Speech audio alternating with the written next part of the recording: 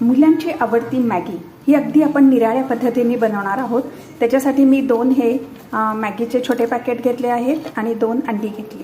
Pan गरम करायला ठेवले, 2 टेबलस्पून तेल गरम करायला ठेवले। त्यामध्ये 3-4 लसूण पाकळ्या बारीक चिरून घेतल्या आहेत आणि आलं घेतलं आहे थोडंसं, ते पण बारीक चिरलेलं आहे, थोडंसं परतून घेऊया। एक छोटासा कांदा घातलेला आहे, तो पण परतून घेऊया। आता ह्याच्यामध्ये आपण थोडेसे मटार घातलेले आहेत। चवीप्रमाणे आपण मीठ घालूया आणि मिक्स करूया। थोडीशी हळद आणि लाल मिरची पावडर घातली आहे। आता ह्याच्यामध्ये अंडी फोडून घालूया। अंडं फोडलं आहे, मिक्स करूया।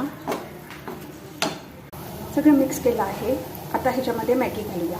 त्याच्या अगोदर आपण मॅगी मसाल्याचे 2 छोटे सॅचे घालूया। त्यानंतर मॅगी कुस्करून घातलेली आहे, मिक्स करूया। त्याच्यानंतर आपण मॅगी बुडेल एवढं पाणी घातलेलं आहे। आता मंद विस्तवावरती शिजवून घेऊया। आपली अंडा मॅगी तयार झाली आहे, सर्व करूया। आपली मॅगी आता सर्व करण्यासाठी